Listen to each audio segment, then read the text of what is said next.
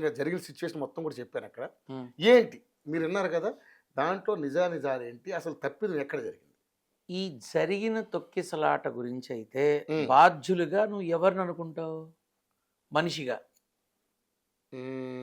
చంద్రబాబు నాయుడు అంటావా, అదే మన సీఎం చంద్రబాబు గారిని అంటావా, తర్వాత డిప్యూటీ సీఎం కళ్యాణ్ బాబుని అంటావా, లేక టీటీడీ చైర్మన్ బిఆర్ నాయుడిని అంటావా, లేకపోతే ప్రభుత్వానిది అంటావా, పోలీస్ వైఫల్యం అంటావా? ఖచ్చితంగా 100కి 1,00,000% భక్తులదే. ఇది ఏ రకమైన అనుమానము లేకుండా క్లియర్ కట్గా అందరికీ తెలిసేలాగా నేను మాట్లాడుతున్నా. ఇది భక్తులదే. కొంత భక్తులది అనుకుంటే కొంత టీటీడీది అని అంటారు. సేపు టీటీడీని పక్కన పెడదాం. అసలు నేను ఎదురు చూస్తున్నా, ఈ తొక్కిసలాట జరిగింది కదా, మరి ఇంకా అరెస్ట్ చేయలేదేంటి? ఎవరిని? తిరుమల బాలాజీని, వెంకటేశ్వర స్వామిని. ఆయనే కదా కారణం కదా. అల్లు అర్జున్ వచ్చినప్పుడు తొక్కిసలాట జరిగి ప్రాణం పోతే వెంటనే కేసు పెట్టి తీసుకెళ్లి జైల్లో పెట్టారు కదా. మరి బాలాజీ వల్ల ఇంత తొక్కిసలాట జరిగి ఇంతమంది ప్రాణం పోతే మరి ఆయన తీసుకొచ్చి పెట్టలేదే కదా. దీన్ని బట్టి ఏమర్థమైంది? కొన్ని అనుకోని సంఘటనలు జరిగినప్పుడు వాటిని ఎవరికి ఆపాదించకుండా జరగాల్సిన కార్యక్రమం మీద దృష్టి పెట్టి తదుపరి మన విధానాల్ని అవలంబించాలి. అంతే తప్ప వాడి మీద వీడు, వీడి మీద వాడు చెప్పుకోవడం ఏమిటి చండాలంగా? అసలు ఏ రకంగా సీఎం చంద్రబాబు కారణం అవుతారు, ఏ రకంగా డిప్యూటీ సీఎం కళ్యాణ్ బాబు కారణం అవుతారు, ఏ రకంగా టీటీడీ చైర్మన్ నాయుడు గారు కారణం అవుతారు?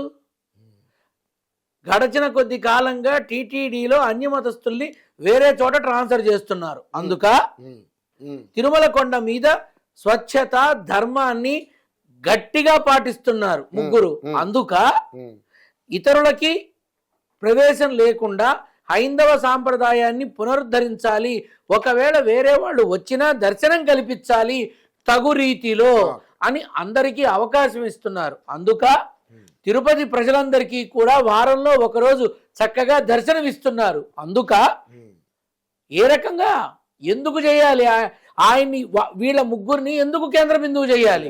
అంతేకాకుండా భక్తులకి ఈ దర్శనం 24 గంటలు 36 గంటలు కాకుండా అతి తక్కువ సమయంలో చేయడానికి ఏ రకమైన ప్రయత్నం చేస్తే బాగుంటుందని నిత్యం ఆలోచించి దానికి తగిన విధంగా ప్రయత్నాలు జరుగుతున్నాయి. అందుక ఏ రకంగా గురి చేస్తారు? అసలు ఏ రకమైన సంబంధం ఉంది వీళ్ళకి? నేను ఒక్కటే అడుగుతున్నా, ప్రజల్నే అడుగుతున్నా, భక్తుల్ని అడుగుతున్నా, మీరే న్యాయం చెప్పండి. మీ ఊళ్ళలో ఉన్నాయిగా బాలాజీ గుళ్ళు, మీ అందరి చోట మహానుభావులు, మహిమాన్వితులు, అపర గురువులు ఎంతో మంది ఉన్నారుగా, వీళ్ళంతా వచ్చి ప్రతిష్ట చేశారుగా. అంటే అది దేవుడు కాదా? అది బాలాజీ కాదా? అక్కడికి పోవచ్చుగా.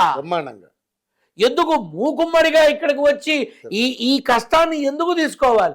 నీకు తెలుసా, నేను చెప్పాను కొంతమందికి, కాలినడకన వెళ్ళి వైకుంఠ దర్శనం చేసుకొని వస్తావంటే పోతే చస్తారు, ఆగిపోండి ఈసారికి అన్న.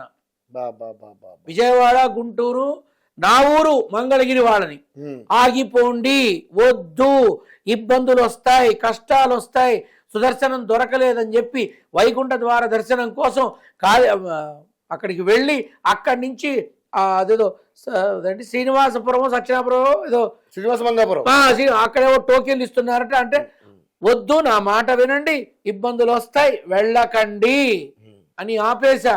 కావాలంటే వాళ్ళ వివరాలన్నీ ఇస్తా, అడగండి. వాళ్ళు ఇప్పుడు నేను ఎప్పుడు వస్తానా విజయవాడకని కళ్ళలో ఒత్తులు వేసుకొని చూస్తున్నారు.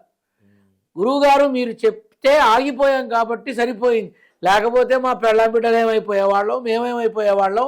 అక్కడ జరుగుతున్న దారుణాలు చూస్తుంటే కళ్ళెమ్మడ నీళ్ళు వస్తున్నాయి, వాళ్ళని చూస్తే మాకు నీళ్ళు వస్తున్నాయండి అని బాధపడి వాళ్ళ బాధని వ్యక్తపరిచి బ్రతికిపోయినందుకు ఆనందాన్ని చూపించారు నాకు.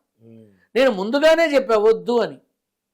దీనికి నిదర్శనాలు ఉన్నాయి. విజయవాడ, గుంటూరు, మంగళగిరి నన్ను అడిగారు, గురుగారు మీకు ఎవరో తెలిసిన వాళ్ళు ఉంటారు కదా, అసలు అవేమీ లేవమ్మా ఇప్పుడు అక్కడ, అన్నీ ఆపేశారు, కానీ మీరు వెళ్ళకండి అని నేను వీళ్ళని ఆపేశా. మంచి పని చేశారు. ఇప్పుడు ఆ భక్తులంతా కూడా ఇప్పుడు వచ్చారు, బానే ఉంది, ఒక విధానంలో వెళ్ళొచ్చుగా.